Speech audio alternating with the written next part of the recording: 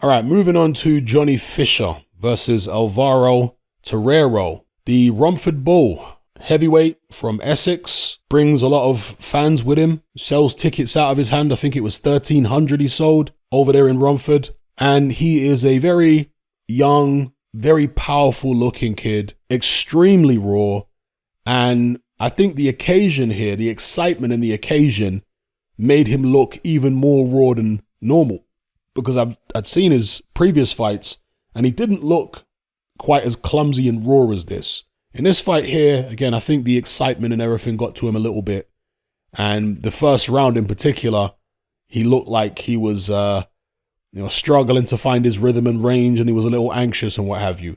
In the second round, he lowered the boom and it was better, and he managed to get Terrero out of there. It's good to see people supporting a local fighter like this, community like they've got out there in Essex. How far can he go? Well, if he was a middleweight or a welterweight, I think we could write him off right now. But it's different at heavyweight. At heavyweight, if you've got a punch and a chin, you don't necessarily have to have the best pedigree in terms of amateur background, the best technique, the best skills. No, not necessarily. At heavyweight, if you can take a shot and you got heart and you can punch, and by the looks of Johnny Fisher, the size of him, it's almost certainly the fact that he can punch, then you never know. But again, long way to go with him. He's 3-4-0 now. They're going to need to get to at least 15-16-0 before they give him anybody with a pulse. Again, particularly because of the fact he doesn't have much of an amateur background.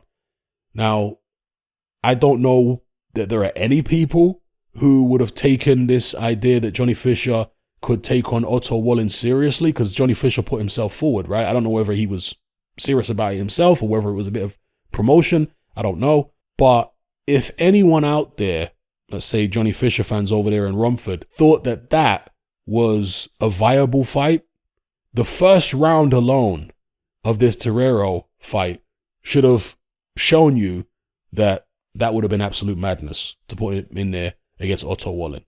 He's nowhere even close to that level right now. Perhaps in the future, but right now, no. He's a novice. And Eddie Hearn knows, right? Eddie Hearn is from Essex. This is a local lad for Eddie, and he is going to move him as carefully as you could possibly move a fighter. And rightfully so, because he's got to learn on the job. So, yeah, let me know what you guys think about Johnny Fisher. Great to see all that support. He saved the show, really. If it weren't for Johnny Fisher, I know Eddie Hearn said the card still would have gone on. I'm not so sure. Because, in fact, after the Johnny Fisher fight, I swear a lot of people left the arena. A lot of people do that in America, you know. They come to watch their fighter, and then when their fighter's fought, they're off. They don't even stay for the main event.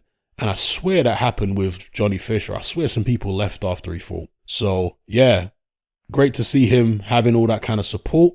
And it might help him if they're bringing him along really slowly against, let's say, soft opposition. It might help him to have that kind of fan base, because then he gets used to the crowd early. If they're putting him in real fights, let's say inside his first 10, then having the crowd there is probably going to be a detriment.